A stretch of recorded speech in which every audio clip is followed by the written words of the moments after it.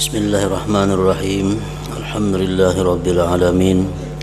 Wassalatu wassalamu ala asyrafil anbiya wal mursalin sayyidina wa maulana Muhammadin wa ala alihi wa sahbihi ajmain. Qala al-musannif al-imam hujjatul Islam Abu Hamid Al-Ghazali rahimahullah wa nafa'ana bi ulumihi fid dharain amin. Seterusnya, pokok menjalankan agama Allah ini ada pula pada ibadah yang tersembunyi, yakni gerak hati atau perbuatan hati.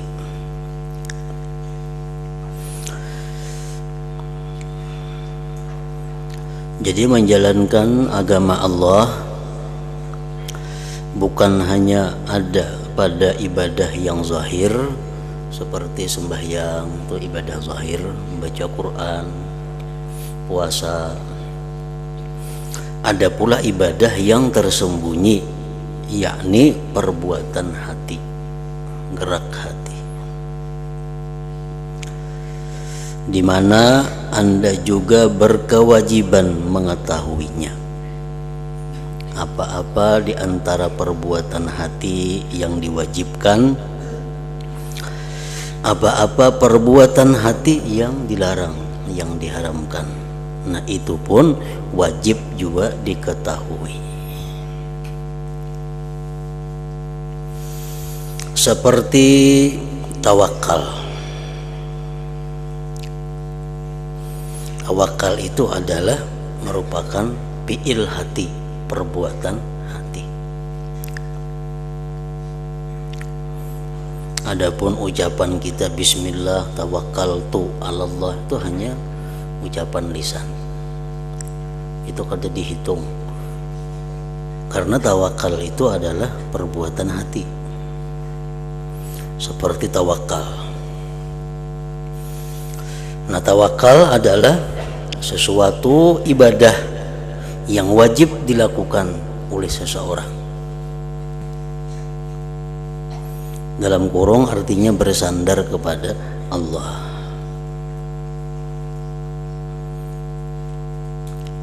Adapun ta'rifnya,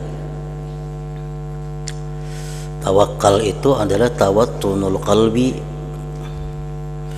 bi annal hayata wal ismata wal kifayah min Allah wahdah. Nah, itu ta'rif tawakal. Tawattunul qalbi bi annal hayata wal ismata wal kifayah min Allah wahdah. Bulatnya hati bahwa hidup, pemeliharaan diri dan pemeliharaan lainnya dan kecukupan rezeki itu dari Allah semata, tidak ada dari yang lain. Nah, itu bulat di dalam hati, tawakal ngarannya.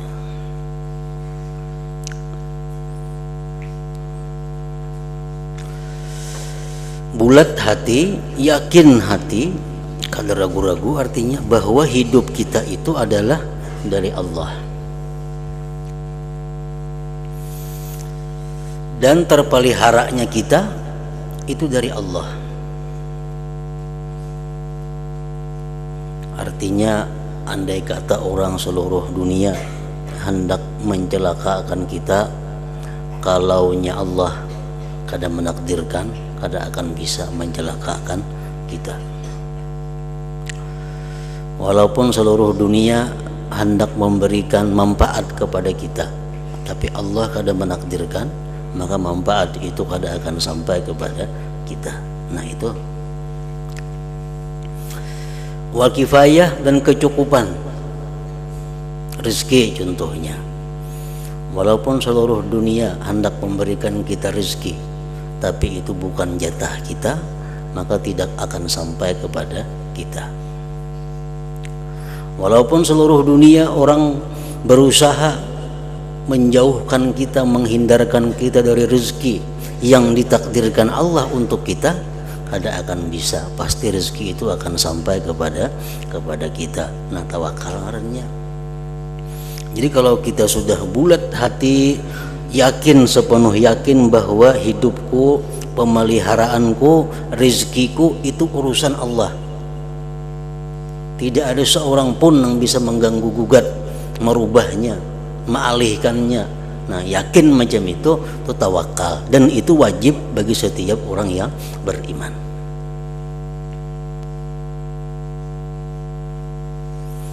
Kita wajib meyakini itu. Nah, itu ngarannya tawakal. Bila kita kada macam itu, kita meninggalkan satu kewajiban, berarti berdosa ngarannya.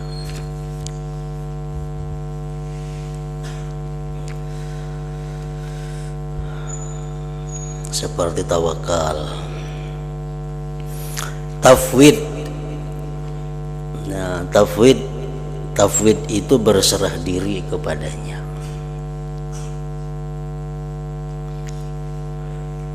Berserah diri kepada Allah. Maksudnya apa? Berserah diri kepada Allah. Kalau bisa bayangan lagi, aku berserah diri lawan Tuhan, pasrah aja lagi kayak itu kah? Aku ada perlu lagi belajar, aku ada perlu lagi mutalaah, pasrah. Nak tidak diberi Allah ilmu, kena alim aja, kena aku coba akan naik kayak itu kayak apa? Nah, tafwid itu adalah sesuatu perbuatan hati yang wajib, berserah diri kepada Allah. Artinya tafwidu ma fihil khatar ilallahil mukhtar. Nah, itu tafwid. Tafwidu ma fihil khatar ilallah al-mukhtar.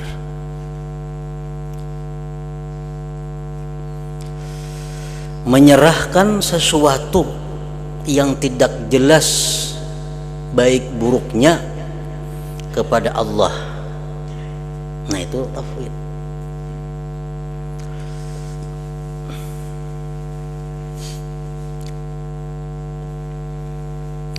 Menyerahkan sesuatu yang kita kada tahu baikan itu kada kalawan kita serahkan dulu Allah. Nah, itu tafwid karena.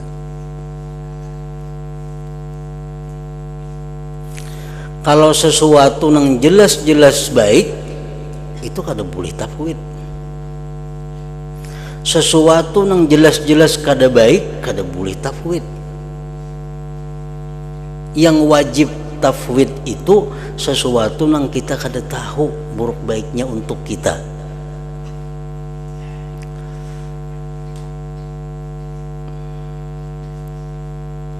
Contohnya,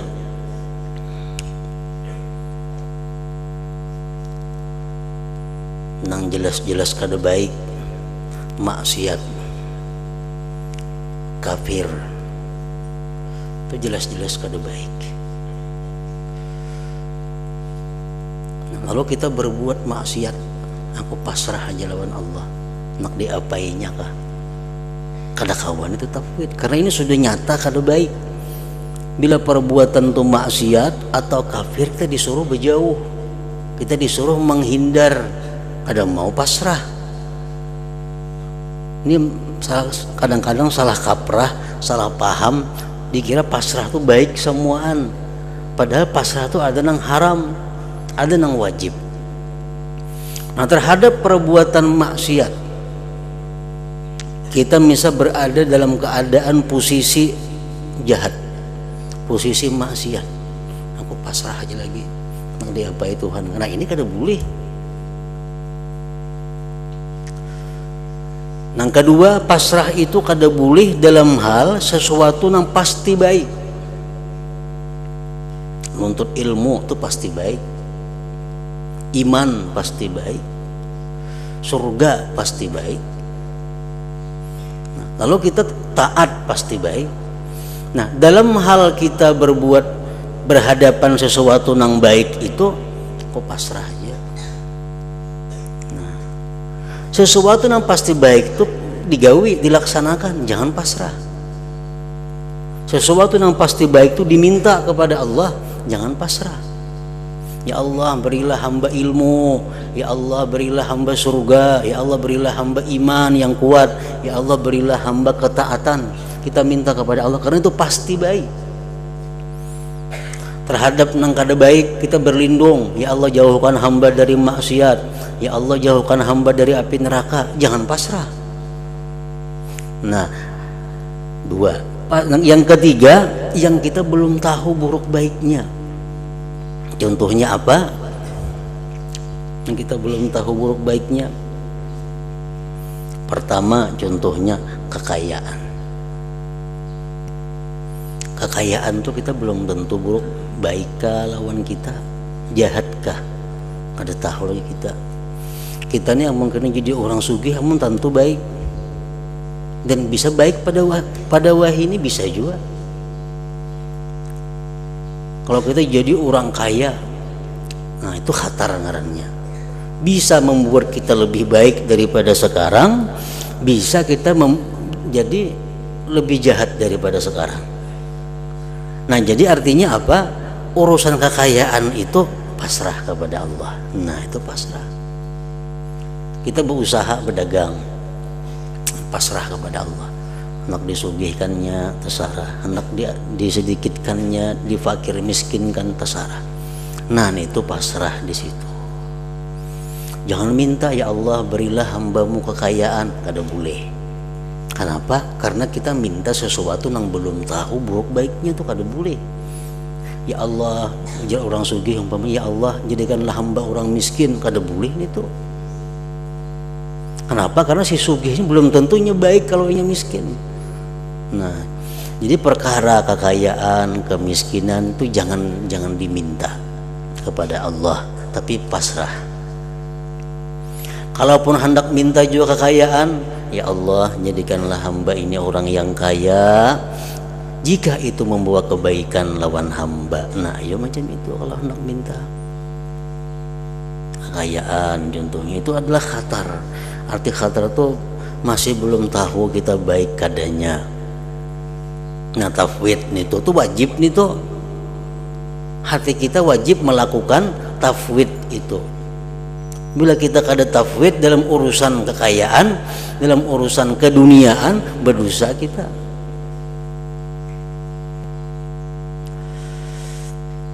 Kedua lagi contohnya riasah, kedudukan, kepangkatan. Jangan hendak minta kedudukan kepada Allah, jangan hendak minta kepangkatan kepada Allah. Pasrah. Kenapa? Karena kepangkatan, kedudukan belum tentu membawa kebaikan lawan kita. Belum tentu. Banyak orang dulunya baik, adil, jujur, begitu berpangkat rusak. Banyak tuh. Bisa juga kepangkatan ini menambah kebaikan lawannya, bisa juga, makanya kada tahu. Nah nang kada tahu tuh tafwid, pasrahlah kepada Allah. Orang nak bercalon jadi pembakal misalnya, ya Allah isok pemilihan ulun jadi pembakal, nah amunnya baik jadi pembakal manangakan, amunnya kada baik kada usah. Nah itu pasrah ngarannya. Nah macam itu mestinya kada boleh ya Allah manangakan isok hamba jadi pembakal tuh berdosa kayak itu. Kenapa? Karena minta yang belum tentu baik buat seorang. Yang ketiga contohnya lagi apa? Yang kita diwajibkan tafwid itu pasangan. Pasangan jodoh. Jangan hendak minta lawan Tuhan, ya Allah jadikanlah fulanah itu bini ulun, jangan. Atau bebinian minta ya Allah jadikanlah si fulan itu laki ulun, jangan juga. Kenapa? Kan belum tentu baik. Belum tentu baik. Boleh minta ka itu asal ditambahi, ya Allah jadikanlah si fulan itu pasangan ulun jika baik buat ulun. Nah itu bagus. Itu contohnya tafwid tadi, berserah kepada Allah di dalam hal nang kita kada tahu akan datang itu baik buruknya.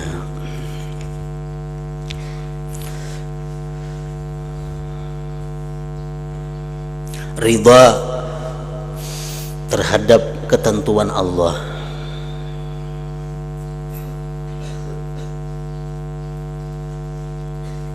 sabar, tobat,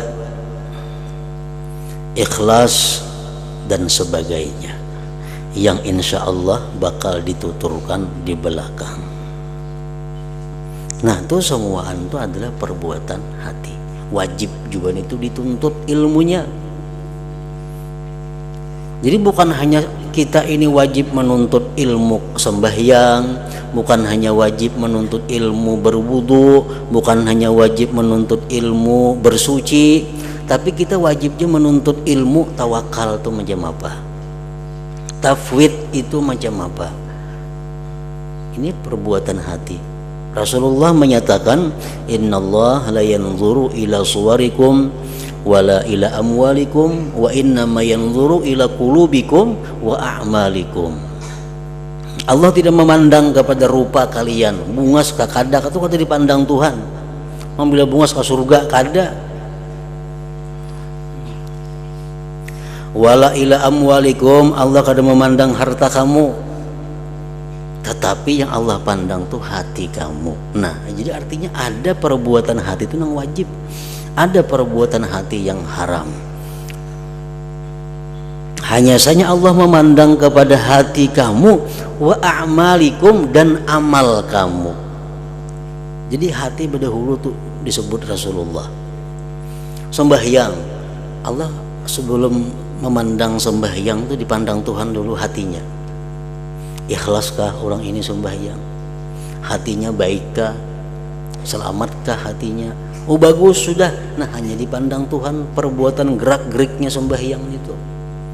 Bila hatinya sudah kada baik, Tuhan kada memandang lagi dengan zahirnya itu. Nah, jadi jangan dikira, disangka bahwa ibadah itu hanya perbuatan zahir, tapi ada banyak juga perbuatan-perbuatan batin, perbuatan hati yang wajib dituntut. Nah, kayak apa kita hendak bertawakal? Tawakal aja kada tahu artinya. Kayak apa hendak tafwid? Tafwid itu berserah diri kepada Allah. Nah, ngaran tafwid aja kita kada tahu. Dikit tafwid itu asa besarah halawan Tuhan kada mau.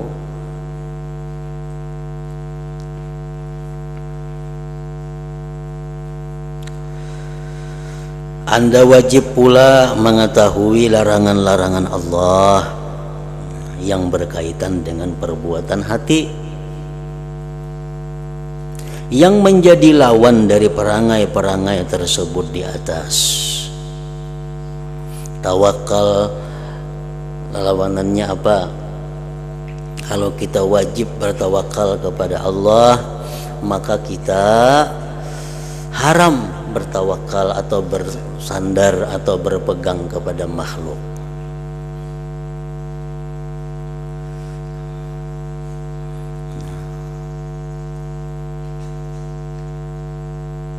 Tawakal sifat nang wajib. Lawanannya apa? Berpegang kepada makhluk. Inya nih kayak apapun keadaannya, makhluk nang jadi penentram hatinya. Nah, itu artinya berpegang kepada makhluk. Ada orang yang berpegang kepada harta. Nah, selama harta ini ada, ini tenang, ini merasa aman, ini merasa bahagia. Nah, ini orang berpegang lawan harta. Ini sifat yang dilarang di dalam hati manusia. Ada orang yang berpegang dengan seseorang. Ini kalau ada seseorang tuh di sampingnya, ini tenang, ini asa aman, asa terlindungi. Nah, itu kada boleh. Kalau kita tawakal kepada Allah tadi sudah tahu bahwa kayak apapun orang hendak mencelakakan inya, kalau Allah kada menakdirkan kada sampai. Kayak apapun orang melindunginya, kalau Tuhan sudah menakdirkan pasti sampai. Jadi buat apa kita berpegang, buat apa kita merasa aman dengan selain Allah? Bila mana kita merasa aman dengan selain Allah, ngarannya kada bertawakal, itu berdosa ngarannya.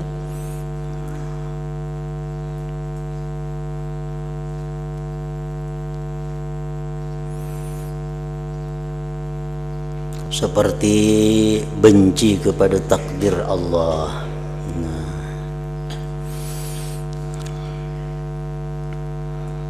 Seperti benci kepada takdir Allah, itu dosa besar. Dosa besar. Qadarilah lawan takdir Tuhan ini. Kada dapangnya berucap, aku qadarilah lawan takdir Tuhan, kada wani berucap itu. Atau di hatinya, aku benci lawan takdir Tuhan, kada dapang macam itu. Cuma tingkah lakunya, keadaan inya itu menunjukkan bahwa inya tuh kada senang dengan takdir Allah. Contohnya kayak apa? Orang yang bila mana berhadapan dengan hal-hal yang kada disenanginya, merubik-rubik baju, nah itu contoh orang ini berarti kada ridha dengan takdir Allah. Walaupunnya kada bersuara, aku muar takdir Tuhan, kada dapang macam itu. Cuma gerak-geriknya, nah baju dirubit, ngapa di semeja dihampasakan, dibuangi, nah itu tanda-tanda orang kada ridha dengan takdir Allah. Cangkirna ada timbai pacah umpamanya karena ada sesuatu yang kada nyaman dihadapinya, rambut kada jamak-jamaknya. Nah tapi binian biasanya nang inya mah lebih musibah nang kada mampu menyandang rambut nadi. Nah itu bukti alamat bahwa inya itu sudah mengarah kepada kada ridha dengan takdir Allah. Itu bahayanya ganal itu.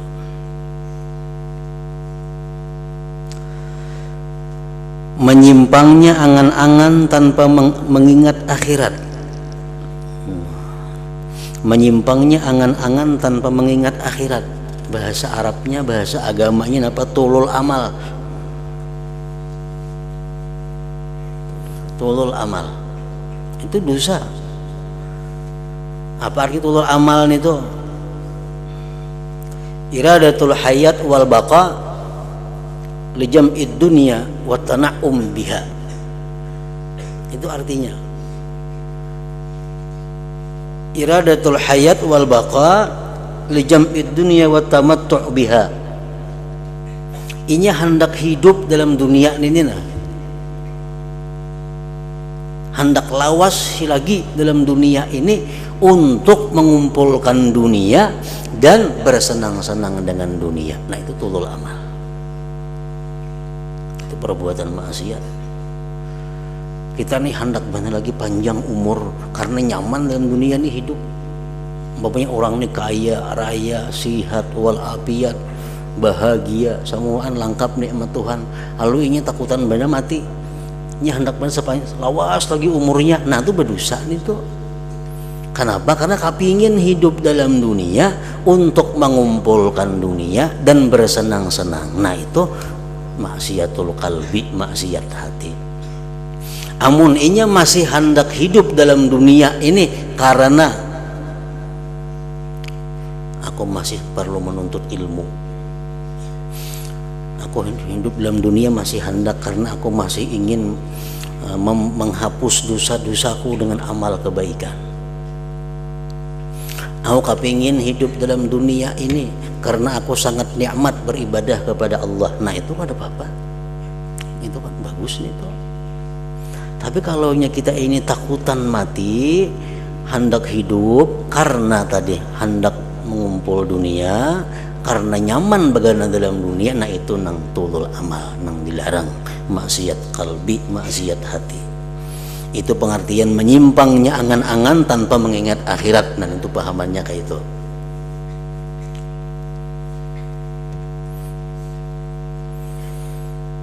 Ada kan orang kayak itu? Mungkin ada. Orang sugih, awaknya sihat, tidak sakit apa-apa, anaknya baik-baik semuaan, yang diperlukannya semuaan lengkap. Takutnya ini aku mati, bisa kada aku matinya. Ini hendak seumuran macam itu aja, hendak panjang benar umur. Kenapa? Karena menikmati dunia saling nyamanan. Nah itu dilarang, kada boleh.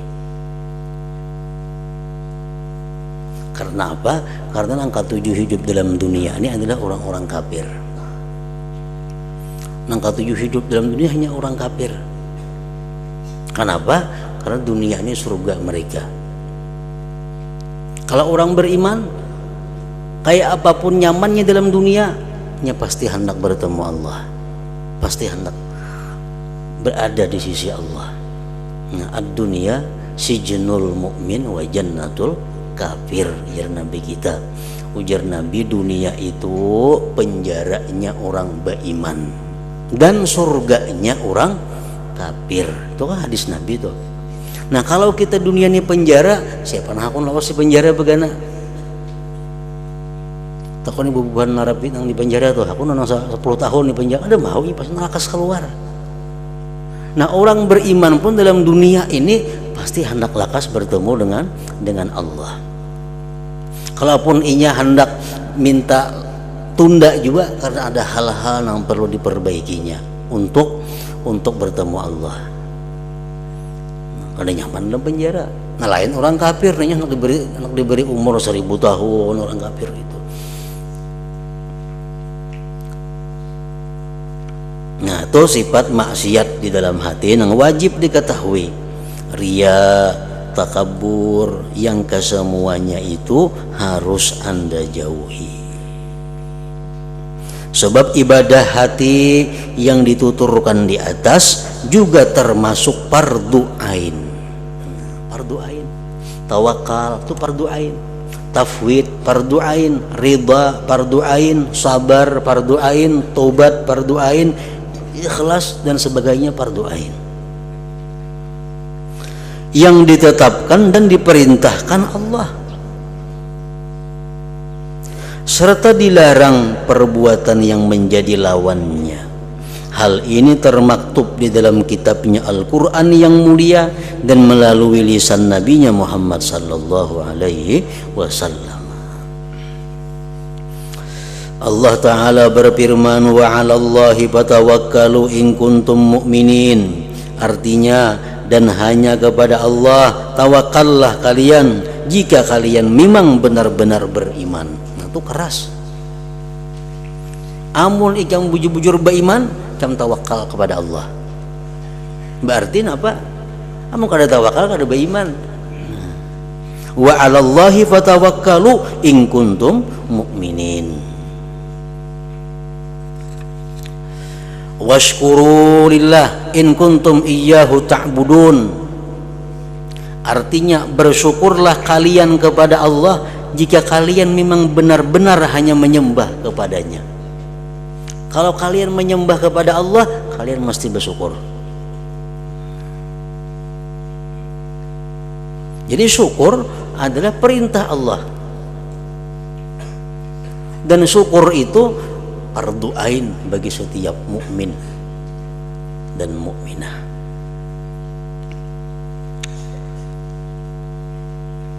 Jadi syukur jangan dimuntung, syukur alhamdulillah kayak itu aja, ada macam itu. Karena syukur ini fi'il qalbi, syukur itu perbuatan hati, bukan perbuatan mulut. Adapun ucapan nang syukur alhamdulillah tuh kayak usalli, pada sama usalli ini tuh sahlah sembahyang usalli aja kada berniat kada sah. Karena niat tuh perbuatan hati. Syukur ikam datang, syukurlah itu ngarannya ada syukur itu. Syukur tuh di dalam hati andaknya. Di mulut tuh hanya ungkapan yang menunjukkan apa yang ada dalam hati, kayak itu tuh jam usalli tadi. Wasbir wa ma sabruka illa billah. Nah, artinya bersabarlah dan ketahuilah bahwa engkau bisa bersabar itu hanya lantaran pertolongan Allah. Nah, sabar termasuk sifat yang wajib juga. Sabar waktu melakukan taat, sabar menjauhi maksiat, sabar menerima gangguan-gangguan manusia, sabar menerima takdir-takdir dari Allah Subhanahu wa ta'ala. Nah, 4 macam kesabaran itu. Sabar dalam menyembah, beribadah kepada Allah, maksudnya adalah melaksanakan ibadah dengan penuh hati-hati. Orang kada sabar sembahyang, ini kada bacaan lagi, kada buku berwas lagi bacaannya. kada sabar. Sabar dalam ibadah adalah berhati-hati dalam melaksanakan ibadah. Dan lagi firman Allah, wa tabattal ilaihi tabtila, artinya beribadahlah kepadanya dengan penuh ketekunan. Artinya ikhlas hanya untuk Allah dengan keikhlasan yang sungguh-sungguh. Dan ayat-ayat yang lain.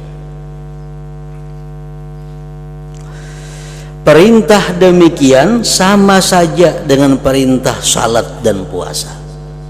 Kalau kita mengatakan bahwa sembahyang itu fardu, nah sabar fardu juga, syukur fardu ain juga, ridha fardu ain, tawakal fardu ain, tafwid fardu ain.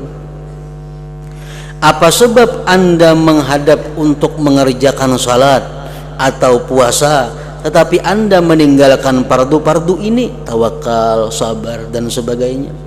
Padahal semua perintah itu datangnya dari Tuhan yang satu, yaitu Allah Ta'ala, juga disebutkan dalam kitab yang satu, yaitu Al-Quran. Jadi bukan hanya sembahyang nang dihimati, puasa nang dihimati, perbuatan hati pun sama mesti dihimati juga artinya, karena sama-sama perintah Allah, sama-sama dalam Al-Quran disebutkan.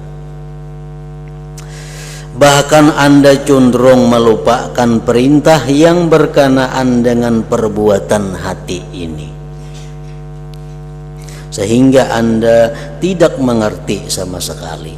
Kadang-kadang diabaikan, kadang-kadang kada tahu nang apa nangaran tawakal, kada tahu nang kaya apa nangaran ikhlas. Dikira kada tahu nang apa nangaran sebujurnya syukur itu. Kenapa? Karena menganggap bahwa nang penting ibadah itu nang zahir, nang batin kada penting, padahal sama-sama fardu ain. Bahkan Anda cenderung melupakan perintah yang berkenaan dengan perbuatan hati ini, sehingga Anda tidak mengerti sama sekali, kada belajar, kada mengetahui sama sekali artinya. Kenapa perkara hati ini ditinggalkan? Hal ini disebabkan oleh fatwa ulama usu, ulama yang jelek, yang mencintai dunia, harta dan kedudukan duniawi, sampai-sampai perkara baik dianggap munkar, sebaliknya perkara munkar dikira baik. Juga karena mengikuti orang yang meninggalkan ilmu-ilmu yang disebut-sebut Allah dalam kitabnya sebagai nur, hikmah dan petunjuk, serta menurut kepada orang yang menjalankan ilmu-ilmu yang digunakan untuk mencari harta haram. Nah, itu penyebabnya kenapa ilmu-ilmu yang berkaitan dengan hati ini kada dihiraukan atau kurang perhatian. Wahai orang yang mencari petunjuk, tidak takutkah Anda menjadi orang yang menyia-nyiakan sebagian dari kewajiban-kewajiban ini? Malahan sebagian besar dari kewajiban yang bersangkut paut dengan perbuatan hati ini. Amun dihitung-hitung, banyak perbuatan hati yang wajib daripada perbuatan zahir.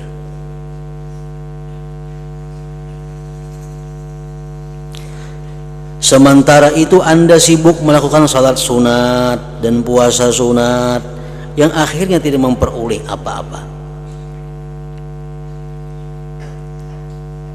Padahal lebih penting menuntut ilmu kayak apa tawakal itu daripada puasa sunat, daripada sembahyang sunat, karena itu yang wajib tadi.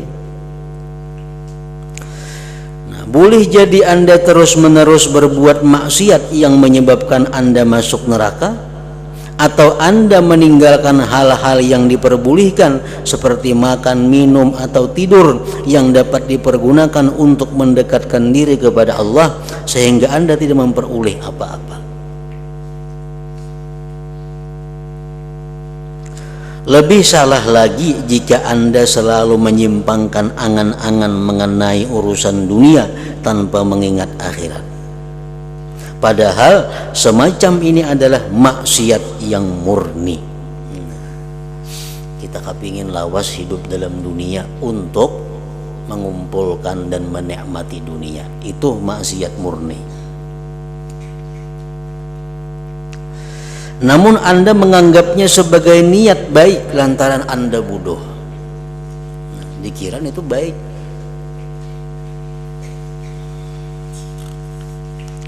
Tidak mengerti perbedaan antara menyimpangnya angan-angan dengan niat melakukan kebaikan. Dikiranya sama lawan niat melakukan kebaikan. Serta tidak mengetahui bercampurnya dua hal tersebut di dalam satu keadaan. Mungkin saja Anda mengeluh dan membenci ketentuan qada takdir Allah, lalu Anda menganggapnya sebagai merendah diri kepada Allah. Kalau kamu membedakan mana antara keluh kasah lawan tadarru', sehingga kalau kasah dianggapnya tadarru' kepada Allah. Nah, kadang-kadang Anda riya benar-benar, tetapi Anda mengira telah memuji Allah Subhanahu wa ta'ala. Kita menganggap bahwa kita ini memuji Allah, padahal riya sebujurnya. Atau sebagai ajakan kepada masyarakat berbuat baik, lalu Anda menghitung-hitung pahala dari Allah terhadap perbuatan maksiat riya ini.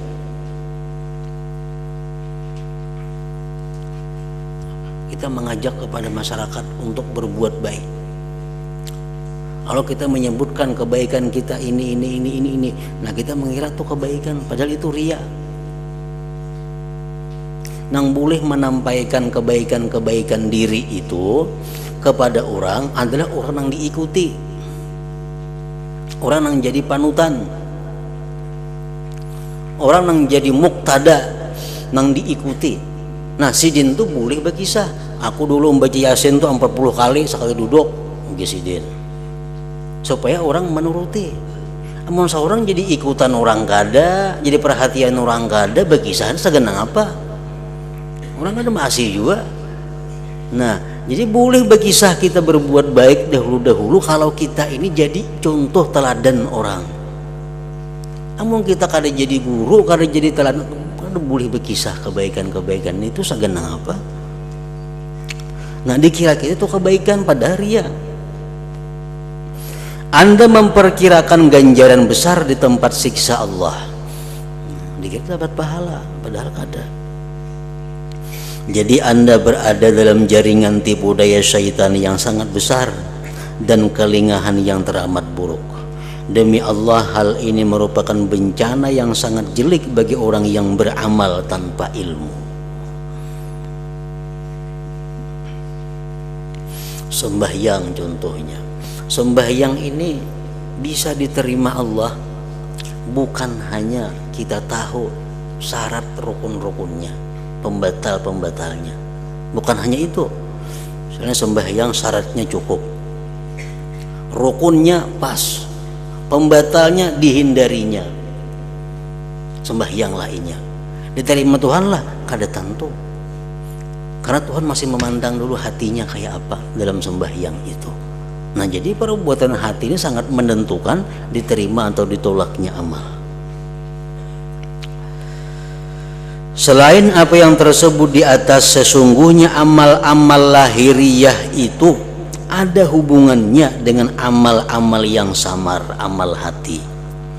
Amal-amal hati ini bisa membaguskan amal zahir dan dapat pula merusakkannya.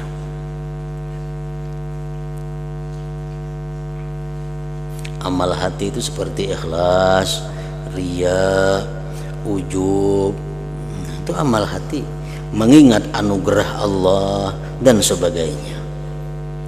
Barang siapa tidak mengetahui amal-amal batin dan sebab-sebab berpengaruhnya pada ibadah lahiriah serta cara-cara memelihara amal zahir dari amal batin yang jelek, maka amal zahir orang tersebut tentu tidak dapat selamat dari kerusakan.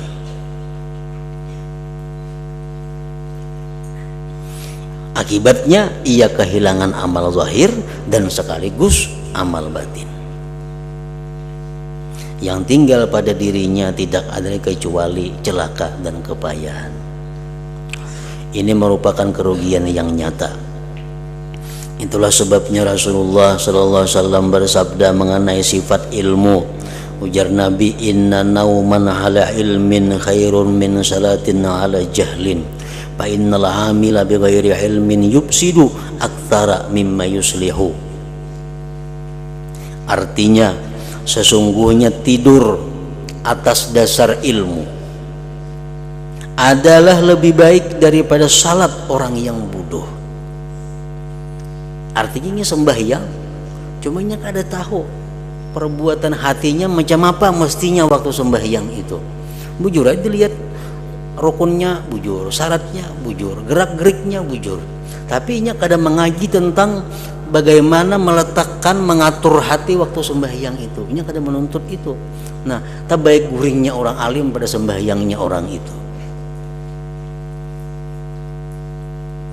Sesungguhnya tidur atas dasar ilmu adalah lebih baik daripada salat orang yang bodoh, karena orang yang beramal tanpa ilmu itu lebih banyak merusakkan amalnya daripada membaguskannya. Dalam hadis lain Rasulullah menyatakan, naumul alim afdalu min ibadatil jahil. Guringnya orang alim lebih abdal daripada beribadahnya orang jahil. Orang alim guring berpahala. Kenapa? Ini niatnya baik. Nah, guring dulu nah. Soalnya aku jam anu hendak belajar, jam anu hendak ini, jam anu hendak beribadah. Guring dulu nya. Nah, guring ibadah. Orang jahil beribadah tapi niatnya kada bagus. Kenapa kada bagusnya? Kada tahu. Nah, jadi guringnya orang berilmu itu lebih afdal daripada ibadahnya orang jahil. Puasa itu amal zahir.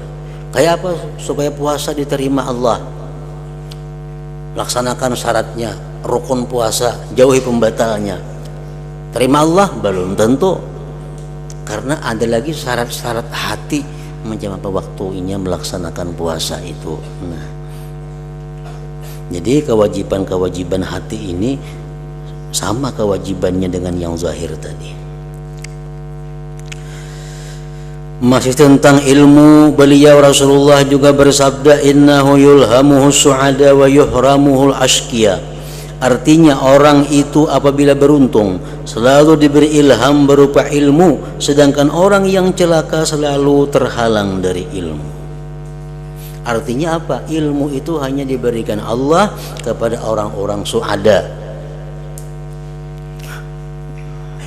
Orang-orang celaka tertegah dari ilmu. Kada kaubar menuntut ilmu. Sanono hendak menuntut ilmu nang mengajari kadada. Nah, itu orang-orang celaka. Kan di parut ibu, di rahim ibu kita kan ditulis Sa'id beruntung atau Syaqiyun celaka. Itu kada tahu, hanya Allah dan malaikat yang Tuhan tulis yang tahu tentang keadaan kita nih. Dalam rahim ibu dicatat sudah ditentukan kita ini Sa'id atau termasuk askia. Nah, tandanya orang itu sa'id di dalam rahim ibu, tandanya dia diberi ilham ilmu oleh Allah. Nya gemar menuntut ilmu, dimudahkan jalan-jalan ilmu, ini orang sa'id tandanya. Kalau orang ini selalu kesulitan dalam urusan ilmu, nah ini tandanya orang celaka. Sebab wayuhramuhul askia, ditegah ilmu itu kepada orang yang ditetapkan sebagai syaqiyun. Maksud sabda ini wallahu a'lam, orang tidak mau belajar kemudian celaka dan berpayah-payah mengerjakan ibadah dengan cara yang menyimpang dari yang semestinya, maka ia tidak memperoleh apa-apa kecuali kesulitan.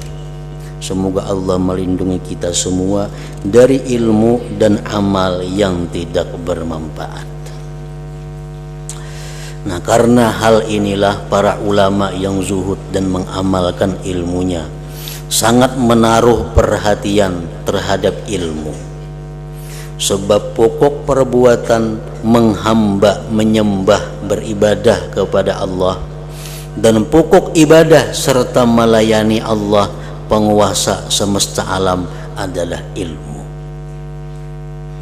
Demikian pandangan para pemilik mata hati serta orang-orang yang ahli menerima pertolongan Allah. Nah, sesudah Anda mengerti benar-benar tentang apa yang kuterangkan ini, yakni taat dan ibadah tidak bisa berhasil bagi hamba dan tidak dapat selamat jika tidak menggunakan ilmu, maka Anda wajib mendahulukan ilmu yang ada hubungannya dengan ibadah Anda itu. Nah, yang kedua, sebab kedua orang wajib mendahulukan ilmu ialah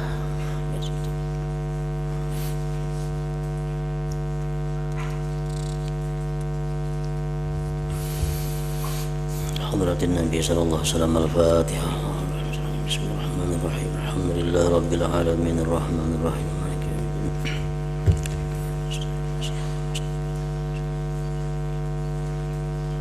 Bismillahirrahmanirrahim. Alhamdulillah rabbil alamin. Allahumma salli wa sallim wa barik ala sayyidina Muhammadin wa ala alihi wa sahbihi ajma'in.